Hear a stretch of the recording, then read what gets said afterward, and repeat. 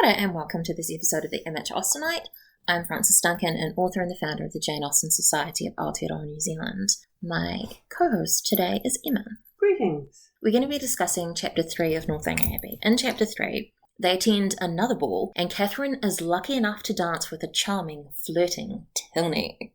The pump room was a place in Bath that was just like the public place where everybody went to see and be seen, could taste the water there, which is the whole reason of going to Bath. And they also had the pump room book where you could sign in, basically. So people could scan through it and go, are any of my friends here? So you can see who's in town and then know where they're staying because, of course, you didn't have phones. But it's very boring for Catherine because Mrs. Ellen just keeps going, oh, I wish we had a numerous acquaintance. Over and over. She is so boring, Mrs. Ellen. Yeah. So utterly tedious. In fact, I think even shopping with her would be boring because she's so much more excited about it than you are that you're like, yeah, it's pretty. Okay, you've been talking about the pretty dress for 15 minutes. I feel like I'm done now. Except she's so nice, so you can't be mean to her. And also, she's the reason Catherine's in Bath. Yeah. And, she's her host. Possibly Catherine doesn't even find her boring. It's just the reader. Catherine is introduced to Mr. Tilney by the Master of Ceremonies, who is Mr. King. He is actually a historic figure. The reason that he exists is to do this introduction thing because you can't talk to somebody or definitely dance with them unless you've been properly introduced. So it's the role of the Master of Ceremonies to make introductions for people for potential partners. So you could go up to him and say, hi, I'd like a nice young man to dance with, please. And then he'd find someone and do the matchy thing. But he would have to be sure that they were a desirable person before he introduced you.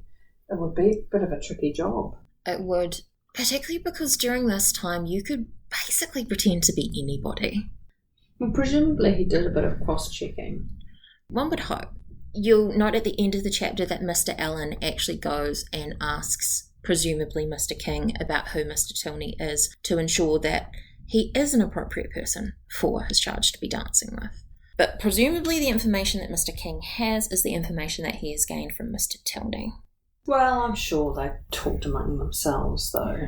It is kind of a small society because you have Catherine going, how do you not know anyone here? There's so many people. Even though she lives in an entirely different part of the country, it's expected that when you go to a public place, you're going to run into people that you know.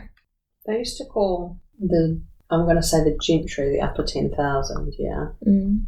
Or was it the aristocracy?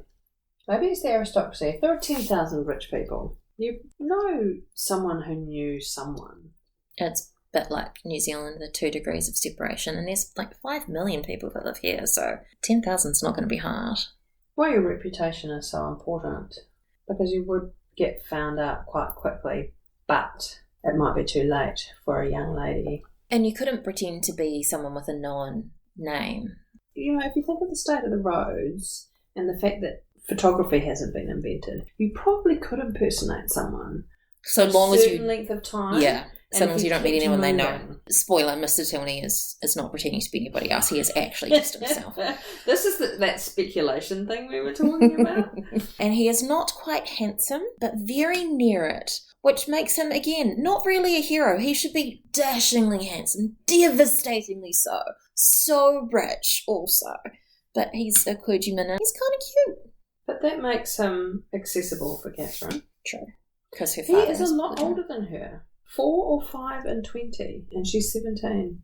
But during this time period, women tended to marry men that were quite significantly older than them because men had to be established.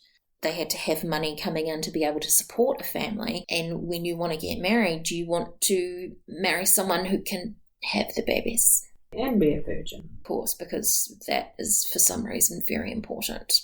I heard an interesting theory that Mr. Tilney is Jane Austen. He is really witty, but also a bit naughty.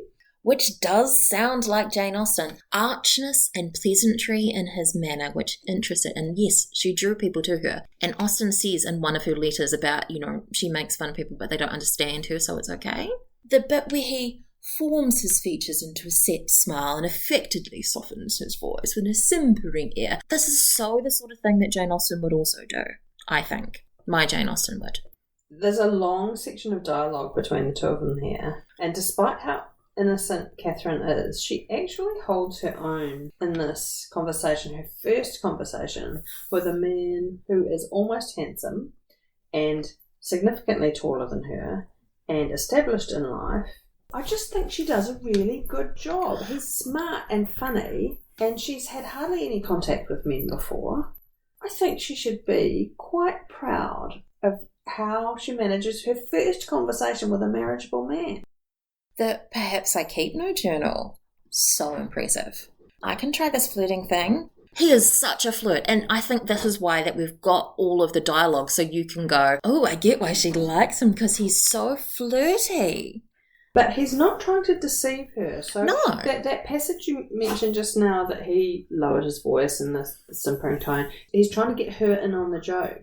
Because he asks her beforehand, I have been very remiss. I am so sorry. I'm now going to do the appropriate thing and ask you the appropriate questions. Are you ready? Let's go. He's making fun of the small talk that people make. We're having an actual conversation, so I forgot to do the small talk. Should we do the necessary small talk? He also does have a strangely good knowledge of young ladies' interests. So he does know why young ladies keep journals, and he does know a lot about muslin. So Mrs. Allen comes along and is so boring. But he has a conversation with her about muslin that shows that he really does know about the fabrics that ladies make their dresses from. Because he's bought fabric for his sister. I think his sister makes a huge part of why he's so great like this, because he's spent time with a woman, so he knows what interests them and he knows how to talk to them. But when it comes to Mrs. Allen, Catherine fears that he indulges himself a little too much with her foibles. I think she's like, is he making fun of her? She can't tell that he's making fun of her, but I think he might be. So good on Catherine for noticing. Does tell you that Mr. Tilney is a bit naughty. Yeah, the other thing that he says is, women are great at writing letters, except for everything they do is terrible. And Catherine goes, what? That's not really a compliment. But he does make a point about the general deficiency of subject, which brought to mind Lady Bertram in Mansfield Park. It's commented on the fact that she can write pages and pages of beautiful handwriting about absolutely nothing. I wouldn't care to receive a letter from Mrs. Allen either. Well, darling, I just went to the shops. I must tell you about this muslin. In great detail, the colour, the feel, exactly how much it cost, and all the bartering that I did. Also, the 5 other muslins that I decided not to purchase. And why. Having said which, Jane and Cassandra Austen's letters to each other contain a lot about the price of muslin. It's an essential thing.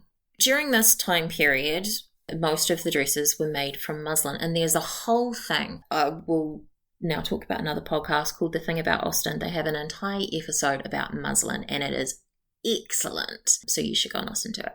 Jane Austen's like, is she in love already? She's going to bed and she should not dream about him because it would be very inappropriate. Which is pulling up a quote from Samuel Richardson, saying that it would be too forward for a woman to love a man before he declares his love for her. How can you reciprocate something when it's first presented to you? I have to say that misunderstands the nature of love. Although what we think of as love now is not the same as what Samuel Richardson would have been thinking of. What Catherine is feeling right now is infatuation. Although, to be fair, in most of the movies and stuff that we have nowadays anyway, when they're talking about love, they are talking about infatuation. Yes, that's what I mean. Love at first sight is in fact infatuation. And it may develop into love, and then retrospectively you'll look back and say, this is when we fell in love. But there would be many other circumstances of infatuation that didn't go anywhere, and you wouldn't call that love. And that is our discussion of Chapter 3 of Northanger Abbey by Jane Austen. I'm Frances Duncan. This has been Emma. Thank you for listening, and we wish you happy reading. I'm dumbstruck by your eloquence. Really? That's what's going on. The things you say.